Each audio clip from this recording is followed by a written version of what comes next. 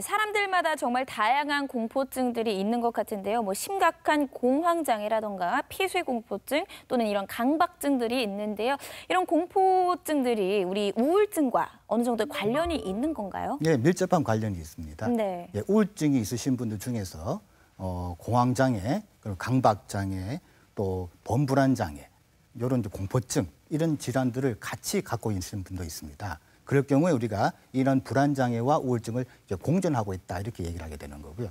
이런 경우에는 치료가 조금 더 단순한 우울증보다는 좀 더 많은 신경을 써야 될 경우입니다. 네. 그 이외에도 이런 불안장애들이 공황장애라든가 이런 범불안장애, 그다음 폐쇄공포증 이런 공포증들이 빨리 해결되지 않으면 결국에는 우울증이 2차적으로 오게 되겠죠.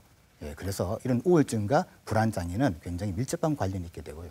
다행스럽게도 우울증과 공황장애 치료제로 사용하는 항우울제는 이런 항불안 효과와 항우울효과를 같이 가지고 있기 때문에 네. 우리가 같이 치료하는 데는 큰 어려움이 없겠습니다. 네. 네.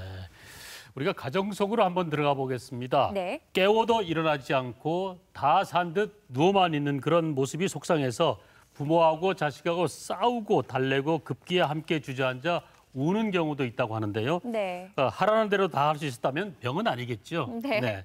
우울증 환자분들이 어떤 상태까지 이를 수 있는지 설명을 좀 부탁드리겠습니다. 한 사례를 보면서 설명을 드리겠습니다. 네. 제가 기억나는 환자분이신데요. 여자 56세 큰 학원을 운영하고 있으신 원장님이십니다. 이분이 저한테 오셔가지고는 남들 눈이 무섭다. 학원 사업에 열중하느라 남편을 돌보지 못했다. 이렇게 얘기를 하시는데요. 남편분이 한 1년 전에 사망을 하셨습니다. 네. 원래가 참 행복한 가정을 잘 이루셨던 분이신데 남편분이 사업에 실패하고 상당히 실의를 하셨어요. 그래서 재기를 하지 못하시고 거의 술에만 의지하고 지내셨습니다. 그러다 보니까 어쩔 수 없이 경제적 상태를 이 여성분께서 부인께서 경제적인 담당을 하셔야 됐고요. 그래서 이 환자분께서 학원을 운영하게 됐는데요. 너무 성공을 했습니다. 학원 자체가. 네. 그래서 이 집안도 잘 살 수 있다, 편하게 됐다고 생각하는데 오히려 남편분 입장에서는 더 괴로운 거예요. 네. 본인이 가장으로서 책임을 져야 되는데 부인이 모든 걸 책임을 지는 상황이 되다 보니까 오히려 우울증이 더 심해진 상태예요. 그래서 당뇨도 발병했고요. 그런데도 불구하고 계속 술을 마시면서 결국에는 한 1년 전에 자살을 해뒀습니다. 네. 자살이 그 한 개인뿐만 아니고 가족 전체에 큰 영향을 미친다 하는 게 또 이런 사례죠. 네. 그래서 이분은 본인이 굉장히 죄책감에 시달립니다. 네. 내가 학원 사업에 매달린다라고 남편을 돌보지 못했다. 그다음에 남편이 자살하기 전에 나에게 안 하던 말도 하고 따뜻하게 해줬는데 오히려 그때 내가 좀 더 붙잡았으면 자꾸 아쉬워하게 되죠. 네. 후회를 하게 되고 심지어 이렇게 얘기합니다. 허망하다. 내가 웃을 수가 없다. 내가 약을 먹고 좋아지면은 안 되는 게 아니냐. 그래서 우울증이 심하신 분들은요 오히려 치료를 거부하십니다. 네. 이분 같은 경우에도 나는 최선을 다해 살았는데 굳이 이게 없이 뭐냐. 학원에서 무엇이 하느냐. 돈이 뭐가 필요하느냐. 이렇게 네. 심각한 우울증 상태에 빠졌는데요. 그 자제분이 설득에 계속 모시고 오게 됐습니다. 네네. 이분 같은 경우에는 잘 치료를 받으셔서 이제는 회복됐는데요. 참 이런 경우에요. 내가 좋아지면 안 된다. 이런 생각까지 하시게 되는 경우이죠. 네. 이분은 이 양극성 이형 장애로 진단되는 분이십니다.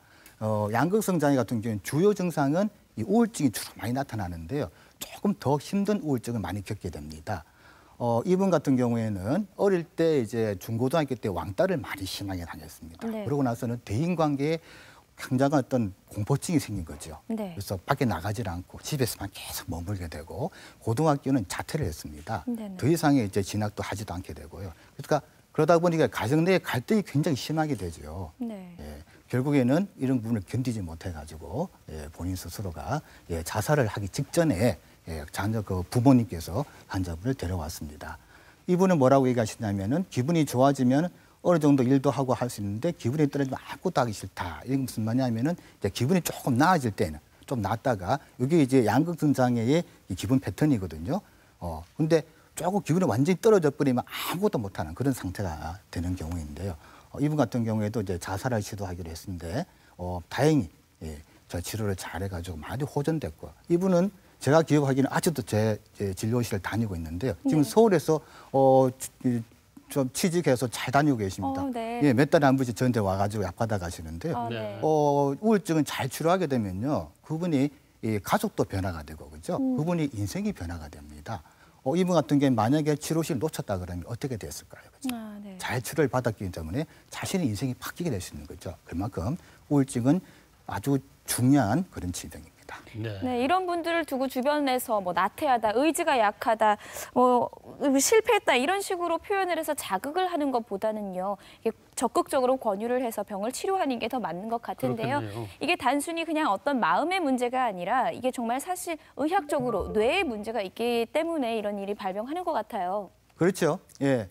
우울증을 이제 마음이 약하다, 의지의 문제로 얘기를 하는데요. 요즘은 이제 뇌과학이 발달하면서 우울증에서 좀 더 많은 이해를 하게 되었습니다. 조금 제가 오늘 설명을 드리면은 우리 뇌에는 생각이라든가 감정들을 서로 교류하고 감정 전달해주는 신경 전달 물질, 우리가 일반적으로 이해하기 쉽게는 신경 호르몬이라고 얘기합니다. 이런 물질들이 계속 돌아다니게 됩니다. 이런 물질들이 조금 주변에 약간의 자극만 받아도 금방금방 이렇게 변하게 되는데요. 대표적인 신경 전달 물질로서는 세로토닌, 도파민, 노르에피네프린, 옥시토신, 아세틸콜린 이런 물질들이 있습니다. 세로토닌은 이제 많이 아시죠? 행복 호르몬, 그죠? 네. 세로토닌은 마음을 편안하게 해주고 안정적인 상태를 이제 유도해주는 게 세로토닌 물질이고요. 도파민은 의욕을 만들어줍니다. 뭘 하겠다는 의지를 만들어주는 물질이 이 도파민이 되고요. 노르에피네프린은 사람의 신체적인 활력을 만들어냅니다. 그래서 굉장히 좀 힘도 생기고, 만약에 노르에피네프린이 떨어진다 하면 무기력해지겠죠.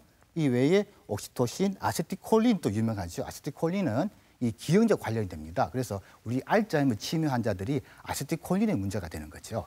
이런 중요한 이런 신경 전달 물질이 서로 많이 연관을 지으면서 우리 뇌 기능을 유지하게 됩니다. 예, 일반적으로 우리가 편안한 상태가 되면 세로토닌이 많이 분비가 됩니다. 이 세로토닌은 도파민과 노르아드레날린을 또 조절해주는 그런 기능도 가지고 있게 됩니다. 그래서 세로토닌이 아주 충분히 있게 되면요, 주변에 오는 스트레스에 잘 대응해내고 또 우리 뇌가 아주 안전한 또 회복력을 가질 수 있는 그런 상태가 되게 됩니다. 그런데 이 스트레스가 문제입니다.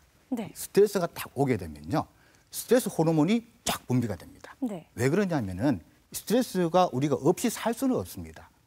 스트레스 없는 세상 우리가 살 수가 없는 상황이죠. 그렇죠. 우리가 어떤 경우는 만사가 모든 게 스트레스입니다. 그런데 이 스트레스가 받게 되면은 이 콜티졸이라는 스트레스 호르몬이 딱 증가되는데요.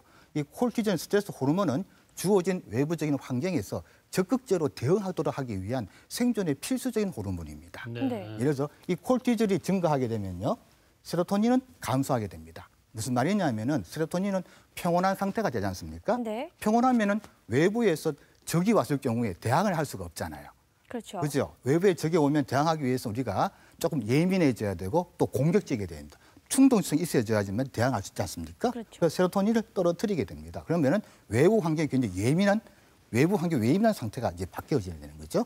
세로토닌이 떨어지게 되는데 반면에 노르아드레날린이 올라가게 됩니다. 이거는 활력을 조절해주는 물질인데요. 이것이 올라가게 되면 굉장히 힘차게 됩니다.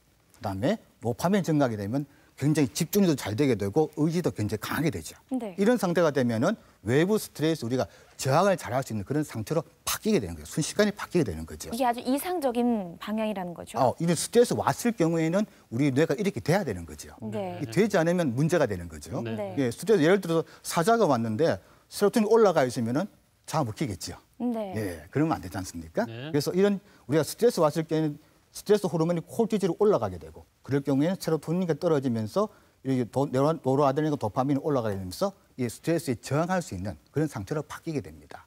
문제는요, 이런 상태가 계속 지속될 경우입니다. 제가 우울증 상태는 하루 종일 부정적인 생각을 계속 머릿속에 맴돈다 그랬지 않습니까? 스트레스를 굉장히 많이 받고 있는 거죠. 겉으로 보면 우울증 환자분들은요, 겉으로 보면 굉장히 기운이 없습니다. 실제로는 머리는 과부하 걸린 상태가 됩니다. 네. 그러면은 콜티졸이 계속 분비되어지는 거죠. 네. 우리가 스트레스를 대항하기 위해서는 빨리 스트레스 대항하고 끝내야 되는데 계속 콜티졸이 분비되게 되면은 세로토닌 떨어지게 되고 마찬가지로 노르아드레날린과 도파민도 결국에는 떨어지게 됩니다. 네. 무슨 말 도파민은 의지를 만들어주는 호르몬인데 의지가 없게 돼요. 뭘 하려고 하는 생각이 없게 됩니다. 네. 노르아드레날린이 떨어지기 때문에 사람이 무기력해집니다. 힘이 하나도 없게 되는 상태가 돼요. 세로토닌이 떨어지기 때문에 굉장히 예민하고 짜증이 많이 나고 굉장히 불안해지고 이런 상태가 되게 되겠죠. 이게 우리 우울증의 뇌 상태가 됩니다. 우울증의 뇌 상태는 겉으로 보면은 굉장히 힘이 없는 것 같아도 머릿속에는 온갖 생각 속에 가득 차 있고 머릿속에는 때로는 이런 스트레스의 과다한 상태 때문에 굉장히 뇌가 지친 상태가 우울증의 상태가 되는 겁니다. 네. 네. 이거는 마음을 잘못 보고 생기는 게 아닌가 하는 거죠. 네. 실제로 우리가 정상인과 우울증 환자들을 비교해 본 사진입니다. 정상인은 이렇게 많이 활성화가 많이 되어 있는데 우울증 상태는 결국은 지쳐가지고 뇌가 많이 기능이 많이 떨어진 이런 상태가 되겠죠. 그래서 이게 뇌 상태의 변화로 오기 때문에 실질적으로는 마음을 잘 먹는 게 아니라 이 뇌 상태를 빨리 바꿔줄 수 있는 개입 내지 치료가 반드시 필요하다는 얘기죠. 네. 네. 교수님 그럼 말씀하신 것처럼 호르몬 분비가 원인이라면 의학적으로 충분히 조절과 치료가 가능하지 않겠습니까? 맞습니다. 예. 그래서 우리가 현재 우울증을 얘기할 때는 이런 질병 모델을 설명하게 됩니다. 당뇨병은 당 조절을 하는 그런 췌장 부위에 문제가 생긴 거죠. 마찬가지로 이 기분 장애, 특히 우울증은 이 기분을 조절해주는 부위에 문제가 생겼다고 봅니다. 네. 예를 들어 가지고 과도한 스트레스 때문에 기분을 조절해주고 결국은 회복시키는 힘이 약해졌기 때문에 생기는 거다 이렇게 볼 수 있겠습니다. 네. 마찬가지입니다. 그래서 치료를 하면 어떻게 하면 될까요? 치료는 결국에는 이 과도한 스트레스를 줄여주는 게 제일 우선이겠죠. 네. 그래서 지금 현재 본인이 과다한 스트레스를 받고 있다 그러면 거기서 떨어지는 게 제일 좋은 상태입니다. 공부가 큰 스트레스는 잠시 좀 쉬는 게 제일 좋을 거고, 그죠? 네. 예. 직장의 스트레스가 굉장히 심하다 그러면요. 좀 휴직을 낸다거나 좀 떨어져 있는 게 제일 좋을 겁니다. 스트레스가 줄게 되면은 스트레스 호르몬, 콜티졸 호르몬도 줄게 됩니다. 이런 상태가 되면 다시 세로토닌이 올라간다거나 오랜 도파민이 변화가 되게 되는데요.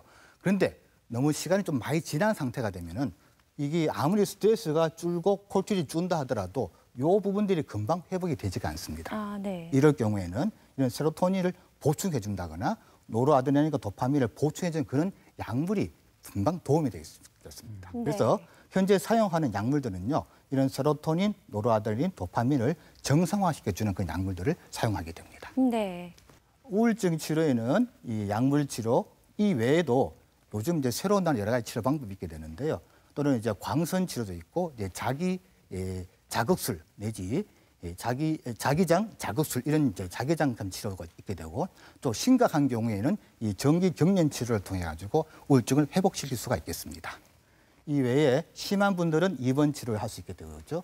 무엇보다도 좀 가벼운 우울증 같은 경우에는요, 좀 규칙적인 운동이라든가 또 회복된 몸을 회복하기 위해서 균형 잡힌 식사, 충분한 휴식이 또 반드시 또 도움이 되겠습니다. 만약에 우울증을 예방하기 위해서 또는 우울증을 회복하기 위해 무엇이 필요할까 물으면은 저는 항상 규칙적인 운동과 규칙적인 식사를 하십시오 이렇게 말씀을 드립니다. 네. 네.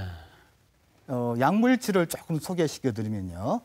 모든 사람들이 우울증에서는 다 약물을 먹어야 되느냐 복용해야 되느냐 반드시 그렇지는 않습니다. 네. 예, 경항 정도의 우울증 같은 경우에는요. 그냥 상담이라든가 전문가의 어떤 여러 가지 어떤 개입들이 많은 도움이 된다고 얘기하고요. 그런데 중증도 이상의 경우에는 조금 전에 말씀드렸다시피 본인이 노력으로서는 좀 하기 힘든, 회복하기 힘든 상태이기 때문에 일단은 살고 봐야죠. 그죠?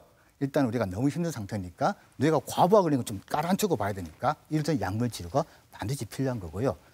또 약물 치료는 시작한 지 한 몇 주가 지나야지 효과가 보이기 때문에 꾸준하게 복용할 필요가 있습니다. 또한 증상이 호전되고 나서도요.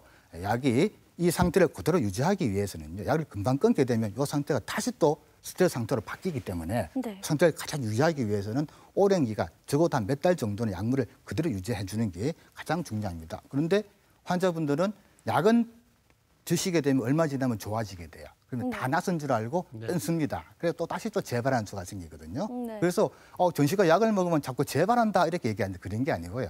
충분한 기간에 약을 복용하셔야지만 재발을 예방할 수 있게 됩니다. 네. 실제로 이 약을 복용하고 나니까 치료전 이런데 하고 나서 이렇게 뇌 상태가 회복된 것을 우리가 사진으로 알 수 있습니다.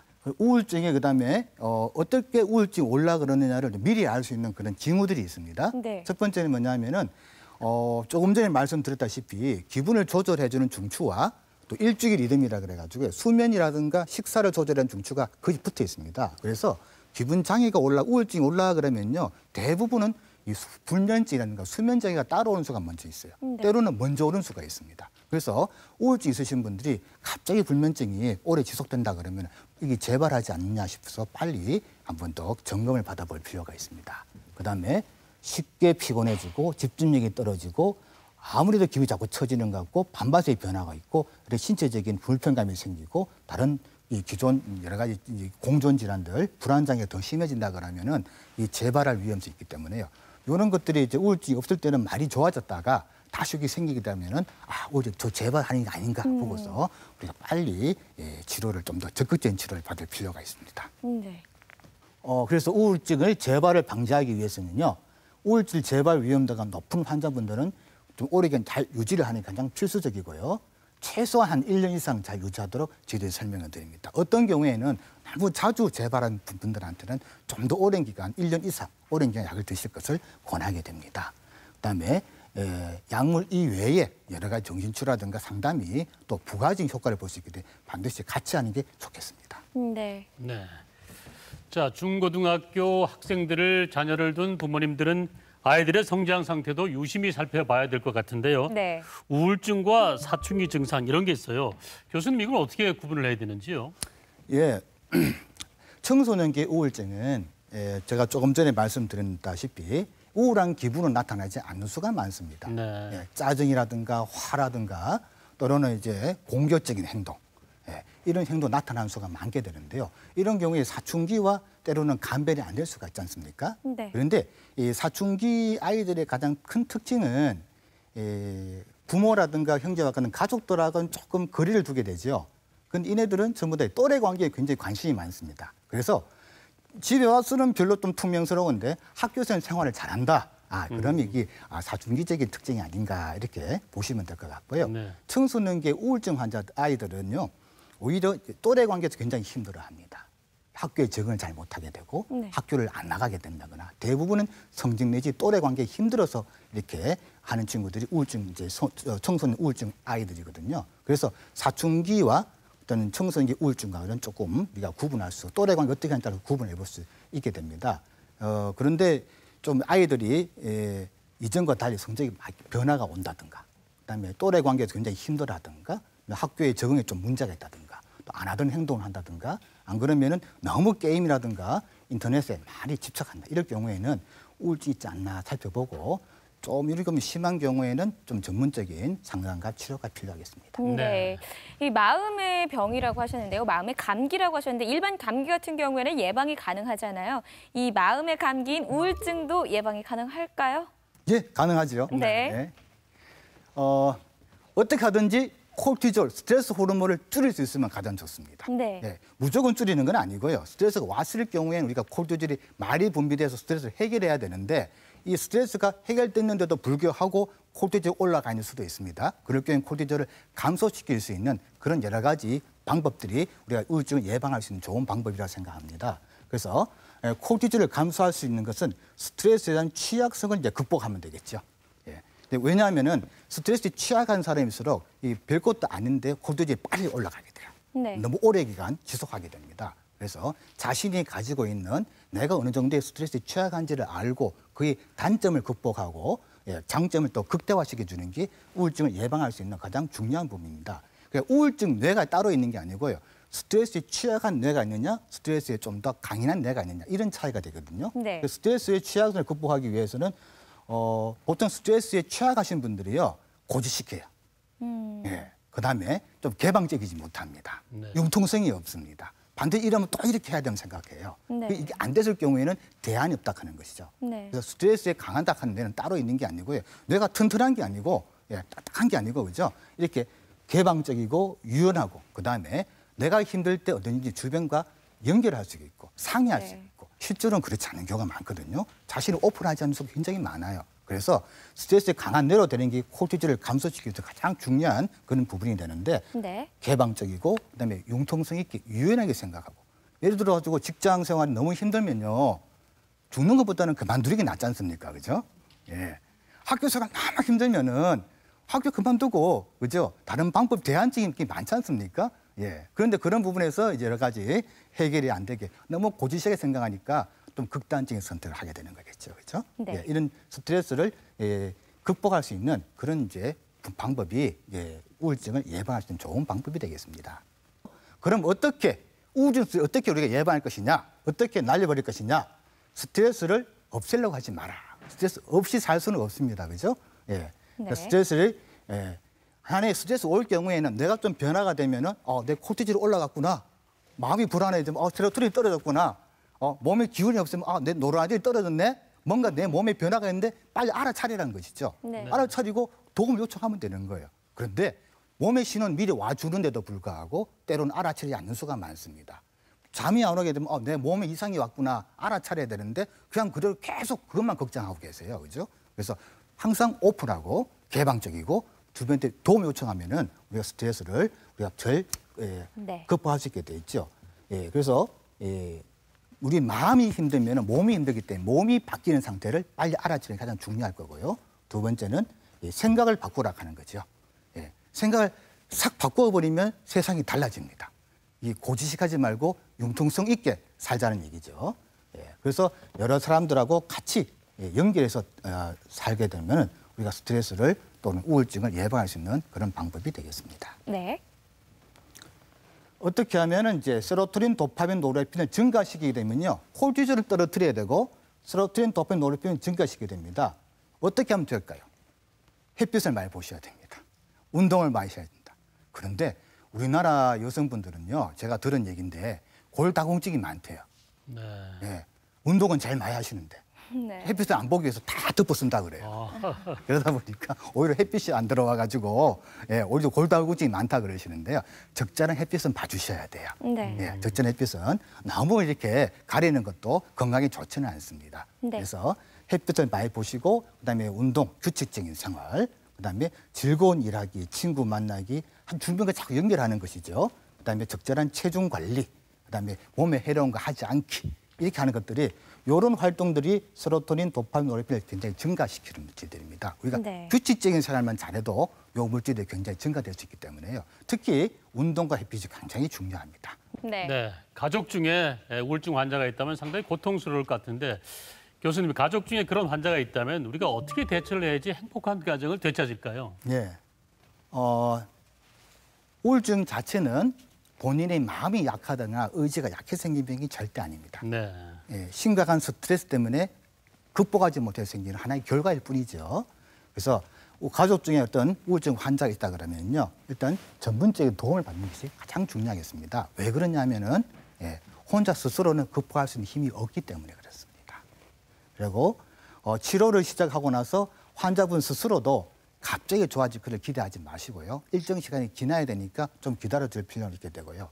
그다음에 중대한 의사결정을 환자분들 같은 경우는 중대한 의사결정은요. 지금 하지 마시고 나중에 하셔야 돼요. 어떤 경우에는 내가 너무 직장이 힘드니까 지금 사표하시겠습니다. 이런 분이 계시거든요. 그럴 경우에는 회복되고 나서 하십시오. 이렇게 제가 권해드립니다.